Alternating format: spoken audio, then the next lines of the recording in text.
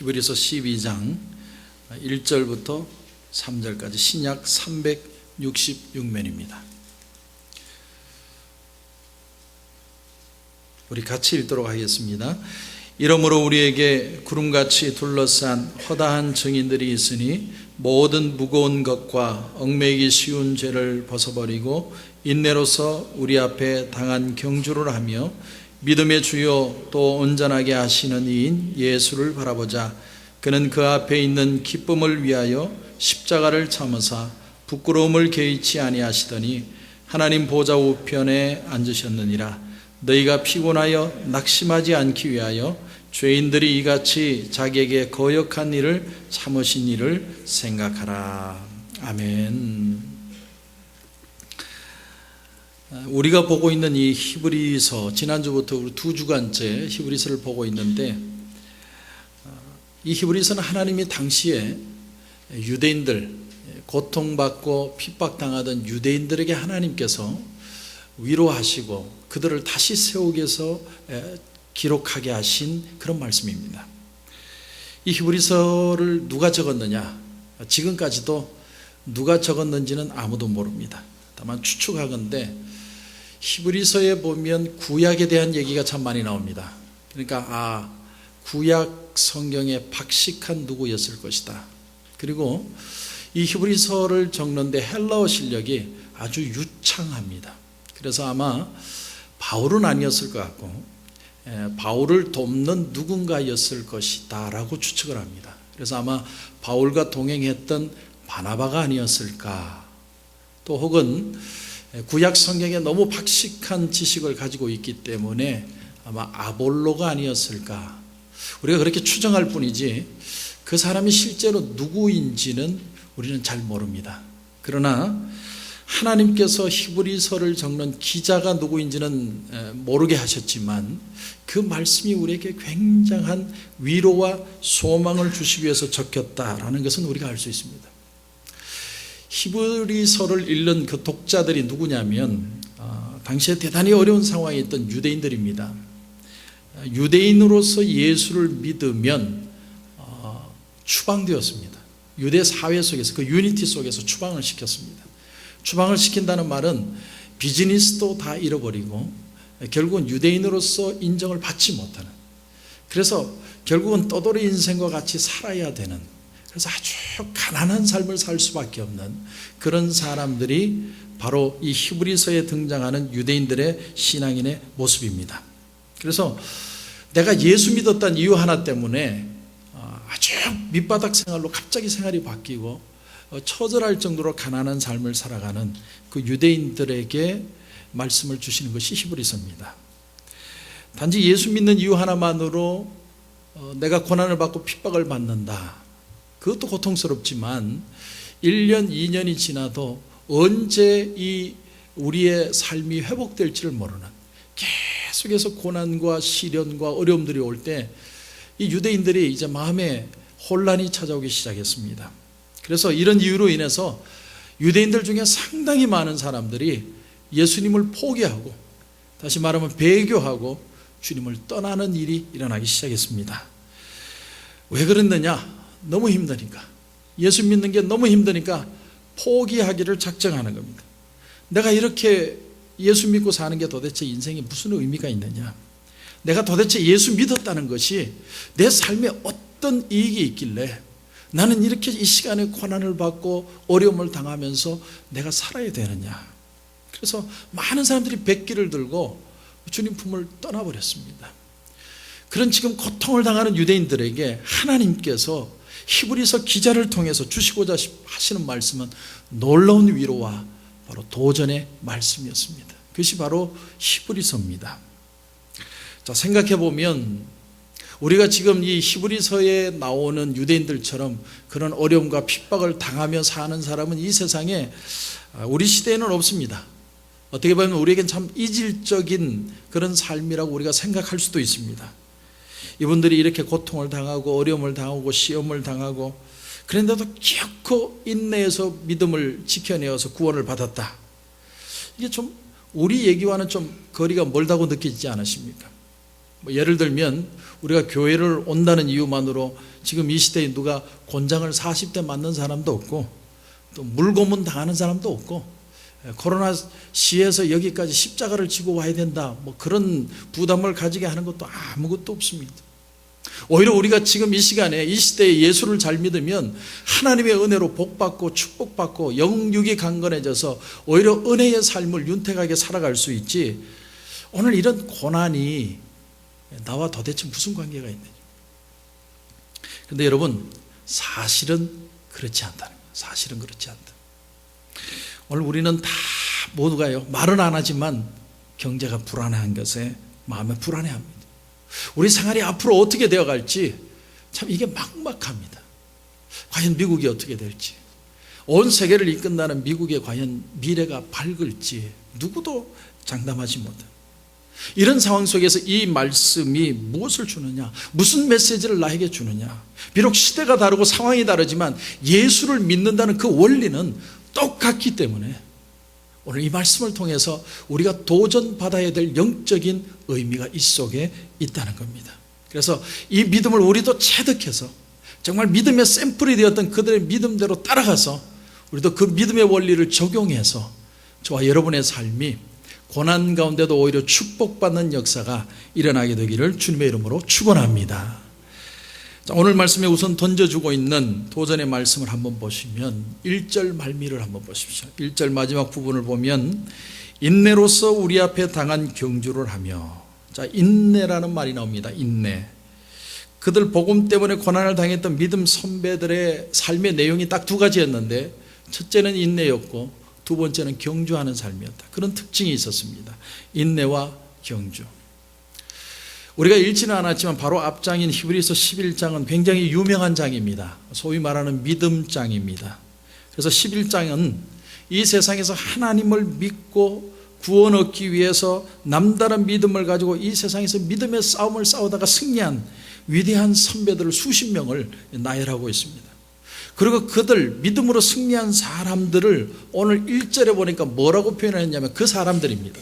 그 사람들을 12장에 보니까 구름같이 둘러싼 허다한 증인들이다, 이렇게 표현을 합니다.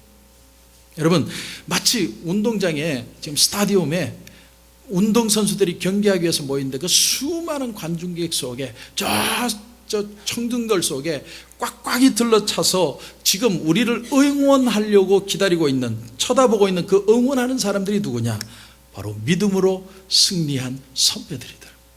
그 믿음으로 승리한 선배들이 지금 오늘 이 시간에 우리를 바라보고 있는 거예요. 그런데 이 믿음으로 승리한 선배들의 특징이 뭐냐?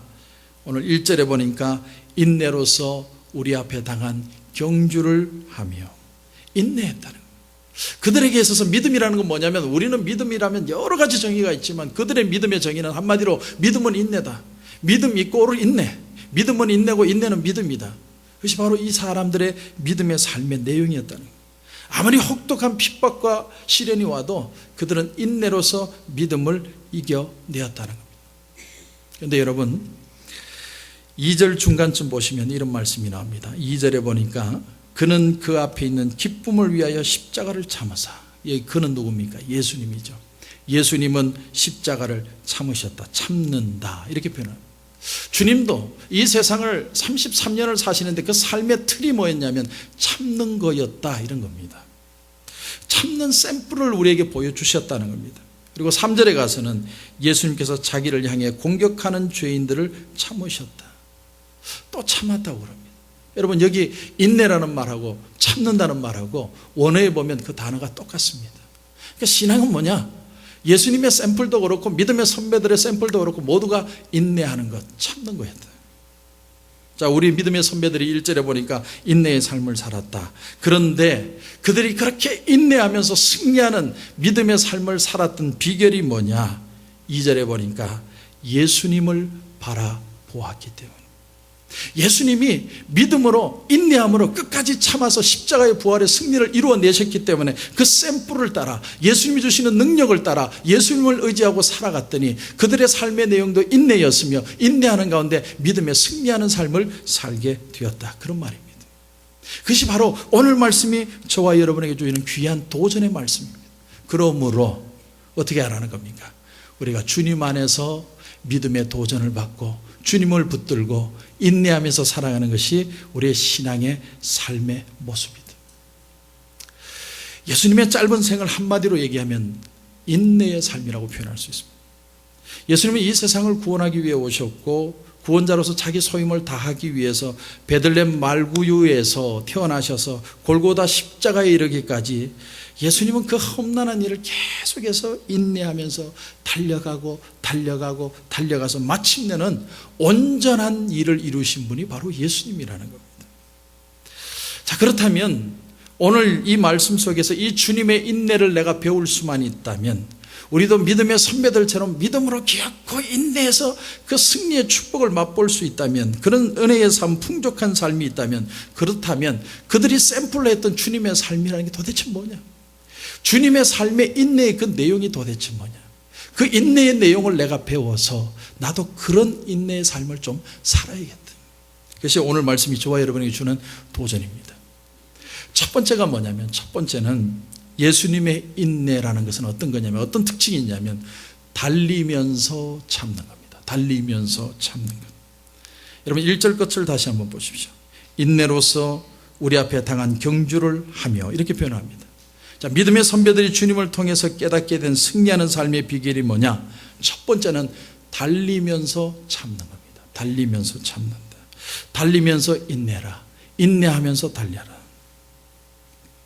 지난 주간에 책을 한 권 봤더니 한홍 목사님이 지은 책 중에 순간을 위해 평생을 준비한다, 그런 책이 있어서 보니까 그 책 속에서 양준혁 선수라는 지금은 은퇴한 한국의 프로야구 선수 얘기를 들려줍니다. 한국 프로야구 공격 부분에서 10개 중에서 최다 경기 출전을 했고 최다 홈런을 날렸고 최다 안타를 했던 무려 9개 부분에서 1등을 한 한국 프로야구사에 길이 남을 전설 같은 인물이 양준혁 선수랍니다.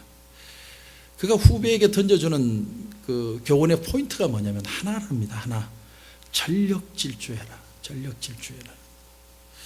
그 양준혁 선수가 들려준 얘기가 어떤 얘기냐면 이런 얘기입니다. 나는 지금까지 야구를 하면서 한 번도 걸어서 일루에 간 적이 없습니다. 여러분, 공이 빗 맞는데도, 공이 빗 맞아서 지금 이제 죽은 건데도 끝까지 죽을 힘을 다해서 일루를 향해 달렸다는 거예요. 어떤 상황에도 포기하지 않고 끝까지 최선을 다하는 그 마음가짐이 그를 전설로 만들었다. 병살타가 되든지 힘없는 땅볼이 되든지 그거 신경 안 쓰고 항상 일루를 최선을 다해서 달렸다. 참 어떻게 보면 참 우스운 얘기입니다. 근데 그 모습을 보고서 어떤 팀의 상대 포수는 그 기에 질려가지고 공을 잘못 던져가지고 송구실책까지 낼 정도로 아주 그냥 악착같이 내가 지금 죽는 순간인데도 나는 일루까지 최선을 다해서 아주 빡시게 그냥 뛰었다. 2001년에 삼성구단에서 양준혁 선수를 데려오려고 할 때 모든 사람이 반대를 했답니다. 그런데 그 김응용 감독이 뭐라고 표현했냐면, 야, 우리나라에서 양준혁만큼 일루까지 열심히 뛰는 선수 있으면 데려와봐. 일루까지 그렇게 열심히 뛰는 사람을 이때까지 본 적이 없다는 겁니다. 그런데 이 양준혁 선수가 왜 그렇게 일루를 향해서 그렇게 열심히 뛰게 되었느냐, 그 계기가 있답니다. 그 계기가 뭐냐면, 그가 신인 시절에 미국에 와서 교육 리그에 참여를 했습니다. 그래서 실력 좋은 선수들에게 배운 것도 있고 그렇지만, 오히려 양준혁 선수가 누구를 통해서 배웠냐면 야구 못하는 선수들, 그 선수들을 통해서 배운 것이 참 인상이 깊었다는 겁니다. 특히나 가난한 남미에서 온 선수들은 참 희한한 게 땅볼을 치든지 볼넷을 얻고 나가든지 일루를 죽을 힘을 다해서 뛰더랍니다. 일루를 죽으라고. 심지어는 슬라이딩 하는 놈까지 있더랍니다. 참 제정신이 아니구나 이렇게 생각을 했는데, 나중에 그들의 얘기를 들어보니까 그 말이 참 이해가 가더라는 거죠. 선수 명단에서 이름이 빠지는 순간 감독이 그에게 차비하라고 30불 주고 보낸답니다. 너무나도 찢어지게 가난한 남미 선수가 미국에 와서 선수가 되기 위해서는, 그래서 어쨌든지 미쳤다는 소리를 듣더라도 감독 눈에 들어야 됩니다. 그러니까 내 공을 땅볼을 치든지 공이 뭐 안 맞든지 상관없이 그냥 슬라이딩까지 해가면서 내가 그렇게 해서라도 살아남아야 돼. 그 순간에 이 선수가 깊이 깨달은 겁니다. 야구의 백미라는 것은 시원한 홈런도 아니고 통쾌한 삼진도 아니고 짜릿한 대역전극도 아니라 이 데스타가 고백하는 그 야구의 진수가 뭐냐면 1루까지 매번 성실하게 전력 질주하는 것이다. 그게 야구다. 그러면서 또 이 책에서 이 한옥 목사님이 또 한 사람의 얘기를 들려주는데 자기 후배 얘기를 들려줍니다. 후배 중에 한 사람이 유명한 대학을 나오고 이곳 미국에 와서 유학도 하고 멋있게 대기업에 입사를 했는데 겨우 한 1, 2년 일찍 들어온 선배가 자기에게 뭘 시키냐면 감히 자신에게 서류 카피해 오게 하고 커피 심부름 시키고 너무 힘들어가지고 목사님을 찾아왔답니다. 감히 나에게 커피 심부름 시킵니다. 울분을 토한 거예요. 그때 목사님이 이런 조언을 했다는 거죠. 하나님께 예배하는 마음으로 서류 카피해 주십시오. 그것도 주제별로 섹션별로 깨끗하게 정리해서 갖다 주십시오. 커피 심부름 시키면 인터넷 뒤져가지고 커피 맛있게 끓이는 법 연구해가지고 예쁜 찻잔에다가 아주 있는 대로 웃으면서 열정적으로 갖다 주십시오. 너무 평범해서 시시해 보이는 일들을 기쁘고 탁월하게 해낼 수 있는 사람이 이 세상에 많지 않습니다. 그런데 내가 장담하건대 그렇게만 한다면 당신은 그 회사에서 반드시 인정받을 거예요. 그런데 정말로 그렇게 순종을 했더니 그 사람이 지금은 아주 높은 핵심 간부가 될 수 있었다. 그런 얘기입니다. 저는 목회를 하면서 하나 믿는 구석이 하나 있습니다. 그게 뭐냐면 나는 돈도 없고 백도 없고 근데 뭘 하나 믿느냐면 하나님 앞에 진실하고 하나님 앞에 내가 최선을 다하면 내 비록 변두리에 있지만 이 변두리를 하나님이 센터로 만들어 주실 것이다. 할렐루야. 저는 그 배짱 갖고 삽니다. 보석은요 어디 가도 보석입니다. 여러분 작은 자리에 서 있어도 빛을 발하게 되어 있고 그 빛을 누군가가 알아보게 되어 있다는 겁니다. 그런 배짱 갖고 사는 거죠. 우린 흔히 인내하면 어떻게 생각하냐면 뭐랄까 정적이고 수동적이고 그런 걸 인내로 생각하기 쉽습니다. 참는다 그러면 꼼짝 안 하고 그 고통을 어떻게 해서든 내가 버텨내는 정도를 우리는 인내로 생각하기 쉽습니다. 몸에 병이 나서 여러분 고통스럽습니까? 그럼 병상에서 이 고통이 지나갈 때까지 이를 악물고 참고 있는 걸 우리는 인내라고 생각합니다. 어떤 사람이 실패했습니까? 그러면 문 딱 끌어 잠그고 그냥 비계 잡고 그냥 울면서 그냥 그 고통에 뒹구는 것이 그걸 우리는 인내라고 생각합니다. 그렇지만 오늘 말씀에 나오는 여기에 나오는 인내라는 단어는 헬라어로 히포모네라는 단어를 쓰는데 그 뜻이 뭐냐면 정적이고 수동적인 인내가 아니라 적극적이고 능동적인 인내를 말할 때 히포모네라는 단어를 씁니다. 비실비실 하면서 피하면서 할 수 없이 참는 거 그게 인내가 아니라는 겁니다. 주님은 오늘 3절에도 보면요 예수님을 하나님의 아들로 인정하지 않으려는 수많은 악한 사람들을 보면서 밤낮으로 시달리면서도 그걸 참아내십니다. 주님은 그것을 참고 계속해서 복음을 전합니다. 병살타를 날리는 것 같아도 인류를 향해서 주님은 뛰어가셨고 삼진을 당하는 것처럼 보여도 주님은 인류를 향해 달려가셨고 포볼이 된 것 같은 저 제자들의 배신하는 모습을 보면서도 주님은 전력 질주하셨습니다. 새벽 미명에 새벽 이슬을 맞아가면서 주님은 하나님 앞에 이렇게 기도하는 겁니다. 아버지의 뜻이 도대체 무엇입니까? 나로 하나님 뜻대로 살게 해주십시오. 이 사명 놓치지 않도록 나를 좀 붙들어 주십시오. 그러면서 달려갔습니다. 달려가면서 인내한 것, 여러분 그게 바로 히포모네입니다. 사람들이 자기를 반기지 않는데도 주님은 오히려 찾아갔습니다. 찾아가서 싫어하는 사람들에게 복음을 전합니다. 여러분 이게 히포모네입니다. 죽음이 기다린다는 사실을 알면서도 지금 앞에 십자가가 있는데도 자기를 숨기지 않고 담대하게 내가 여기 있노라. 주님이 오히려 나타나셨습니다. 그것이 바로 히포모네입니다. 왜 이렇게 하셨을까요? 왜? 오늘 말씀 2절에 보니까 2절 말씀의 하반절에 이런 말씀이 있습니다. 그는 그 앞에 있는 기쁨을 위하여 십자가를 참으사 부끄러움을 개의치 아니하시더니. 지금 주님이 뭘 보느냐면 하나님의 기쁨을 봅니다. 하나님의 기쁨. 왜 십자가를 지느냐? 하나님의 뜻이기 때문에 진다는 분명한 확신이 있기 때문에. 내가 비록 지금 여기서 죽을 수 있고 고통당하고 배신도 당하지만 그러나 반드시 하나님이 이루실 그 약속의 그날을 보기 때문에 주님은 달려간다. 따라서 이 휘포몬에는 불운을 맞을 때 가만히 있는 게 아니라 내가 타격을 받으면서도 일하는 겁니다. 슬픔이 몰려올 때 베개를 끌어안고 울고 있는 게 그게 인내가 아니라 눈물을 훔치면서도 일터를 향해 달려갑니다. 장애물이 가로막아도 내가 물러서지 않고 나가는 거예요. 직장으로 가는 겁니다. 남을 섬기는 봉사회장으로 가는 겁니다. 갈 곳이 없으면 내가 길에 휴지를 주더라도 나는 자신 있게 살겠다는 거예요.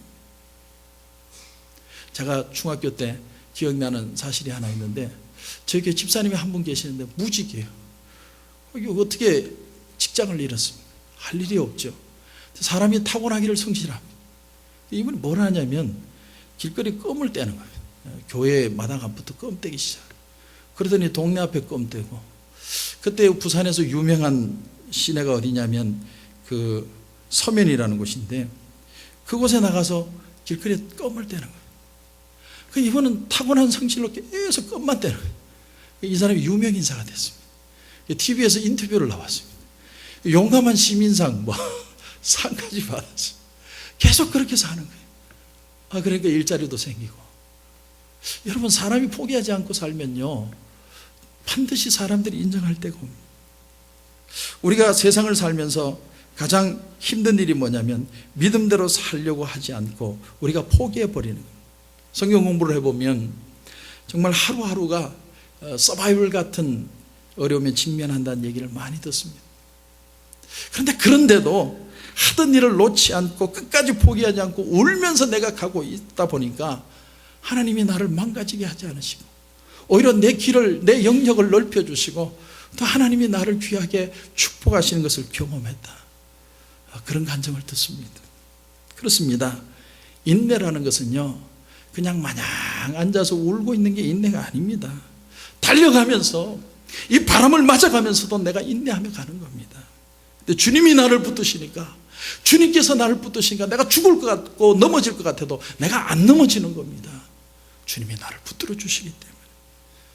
사랑하는 성도 여러분, 여러분은 어떻습니까? 여러분이 지금 처한 어려운 상황을 놓고 여러분 인내하는 자세가 있습니다. 내 육신의 약함을 놓고 여러분은 어떻게 인내하고 계십니까? 가정에 남모르는 무거운 십자가를 붙들고 있는 분들이 계십니까? 여러분 어떻게 인내하고 계십니까? 휘포모네라는 건 뒤로 물러서는 게 아닙니다. 주저앉는 것도 아니고 앉아서 울고만 있는 것도 아니고 자기를 비관하는 것도 아니고 모든 것을 떨쳐버리고 하나님 바라보고 뛰는 거예요. 장벽이 있으면 뛰어넘은 것, 벽이 있으면, 장벽이나 벽이나 그 말이 그 말인데 벽이 있으면 그냥 뚫고라도 나가는 겁니다. 내가 가는 거예요. 아직 그 죽기 아니면 까무렇지. 그럼 그게 인내입니다. 그런데 그렇게 세상에서 살면 미친 사람이지만 우리에게는 우리가 세상과 다른 점이 하나 있다. 내가 그렇게 끝까지 눈물을 머금고 인내로 달려가면 주님이 나를 붙들고 계시다는 겁니다. 그 주님이 나를 위해 이루신 십자가의 보혈의 능력이 있기 때문에 우리는 포기되어지지 않고 오늘도 일어설 수 있고 끝까지 달려갈 수 있다는 사실을 여러분 분명히 믿으시기를 바랍니다. 여러분, 그것이 바로 적극적인 인내, 휘포모네라는 단어. 또 하나 예수님께서 볼 수 있는 인내는 뭐냐? 우리가 예수님께 배워야 될 인내의 두 번째 모습은 뭐냐면 예수님은 기뻐하면서 참으셨습니다. 기뻐하면서 참았다. 오늘 우리가 읽은 본문에 보면 참 이상한 말이 나옵니다. 2절을 다시 보시면 그는 그 앞에 있는 기쁨을 위하여 십자가를 참으사, 이렇게 표현을 합니다. 그 앞에 있는 기쁨을 위해서 십자가 고난을 참았다. 여러분, 그 앞에 있는 즐거움이 뭘까요? 예수님 앞에 있는 즐거움. 예수님은 아신 게 있습니다. 내가 이 십자가를 지고 나면 하나님께서 나를 죽음에서 일으켜 주실 것이다. 그걸 믿고 알아버렸습니다. 죄와 사망의 권세를 정복하고 다시 나를 살려주실 것을 믿어버렸습니다. 그리고 십자가에서 승리하고 나면 하나님이 자기에게 하늘과 땅의 권세를 내게 주셔서 다 위임하셔서 이 세상을 통치하도록 만들어 주실 것을 알고 기뻐했다. 또 자기를 통해서 온 인류가 예수 그리스도를 믿기만 하면 하나님의 자녀되는 그런 축복을 주실 것을 미리 내다보고 기뻐하셨습니다. 그래서 마태복음 26장 64절을 읽다가 제가 충격을 받았는데 예수님께서 체포되어서 가야바 법정에 서 있는 장면입니다. 이 사람들은 어떻게 해서든 지금 예수님 못 박으려고, 흠잡으려고 지금 기회만 노리고 있습니다. 예수님이 자기가 어떻게 될지 다 알고 계십니다. 아, 나는 십자가에 죽겠구나. 이런 신문도 하고, 또 거짓 증인들도 세가 예수님 모함도 하고. 근데 예수님이 아주 초면하게 하신 말씀이 뭐냐면 이 말씀입니다. 예수께서 이르시되 내가 너희에게 이르노니 이후에 인자가 권능의 우편에 앉아 있는 것과 하늘 구름을 타고 오는 것을 너희가 보리라. 여러분, 지금 십자가 지셔야 됩니다. 지금 예수님이 구름 타령할 시간이 아닙니다. 근데 예수님은 자기 자신에 대한 믿음이 있었습니다. 하나님 안에서 자기를 보니까 기쁨과 감격의 역사가 지금 눈앞에 있는 겁니다. 내가 구름 타고 오는 것을 너희가 보게 되리라. 대단한 말씀입니다. 그러므로 여러분, 우리에게 지금 이 시간 한 가지 더 중요한 사실이 뭐냐면 무엇을 인내하느냐가 아니라 어떻게 인내하느냐. 어떻게 인내하느냐. 똑같은 인내에도 자세가 중요합니다. 여러분, 기뻐하면서 인내할 수 있습니까? 그 사람은 승리자입니다. 우리 성경을 넘어가서 한두 장만 넘어가면 야고보서 1장이 나옵니다. 우리 야고보서 1장 2절을 한번 보십시오. 야고보서 1장 2절 말씀. 다음 주에는 야고보서를 우리가 생각할 텐데, 야고보서 1장 2절을 보시면 이런 말씀이 나옵니다. 내 형제들아, 너희가 여러 가지 시험을 만나거든 온전히 기쁘게 여기라. 시험이 뭘까요? 시험은 참기 어려운 겁니다. 이거 아무나 참을 수 있는 게 아닙니다. 고통입니다. 근데 오늘 성경 말씀은 아이러니하게도 뭐라고 얘기했냐면 시험이 오면 기쁘게 여겨라. 왜요? 뭐 때문에? 왜 우리가 기뻐해야 됩니까?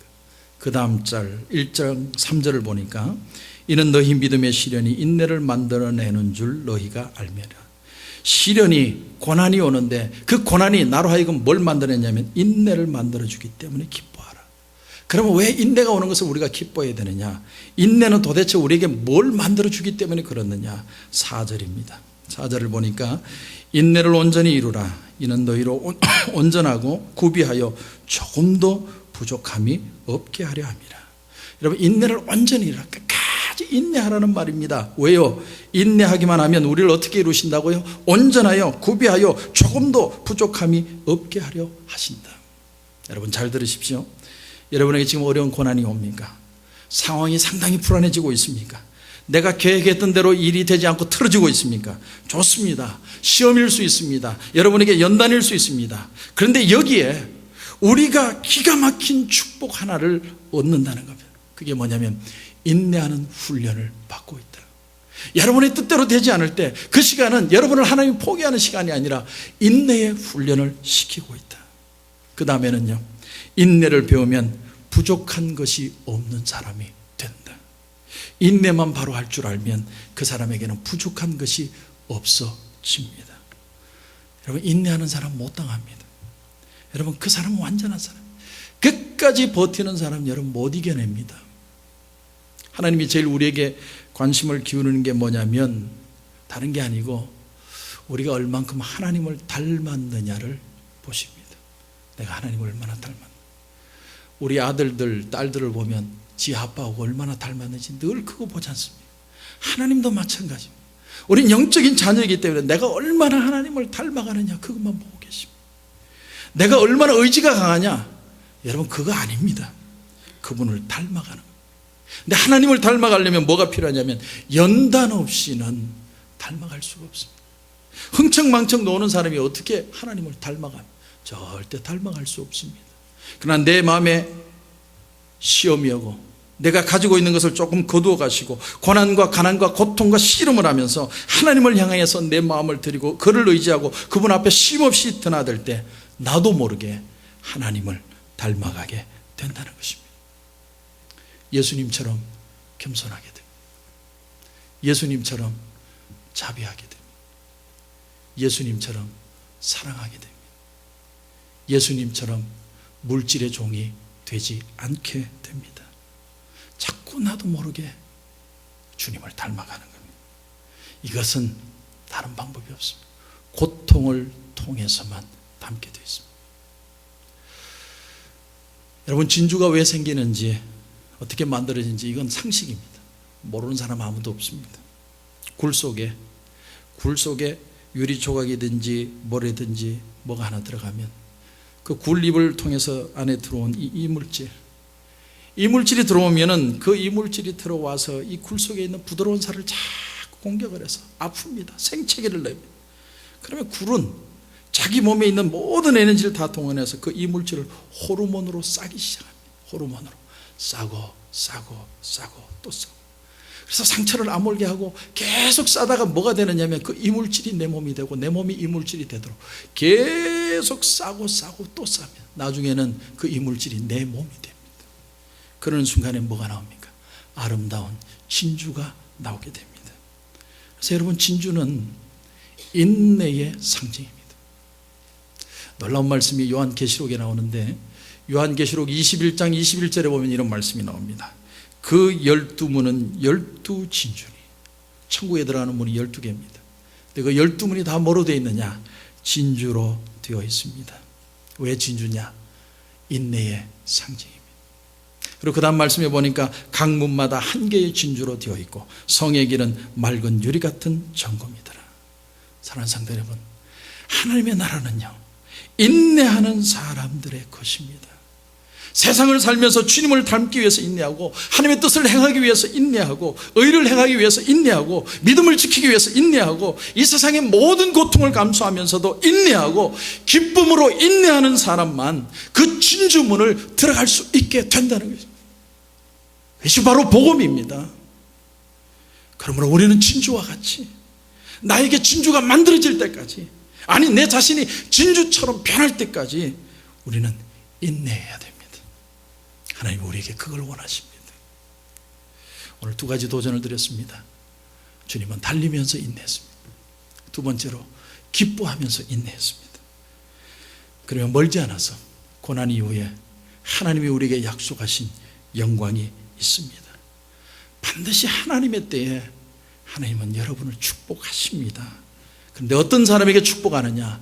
인내한 사람, 주님을 의지하고 끝까지 인내한 사람에게 주님은 축복해 주십니다. 이런 은혜가 저와 여러분 가운데 풍성하시기를 주님의 이름으로 축원합니다.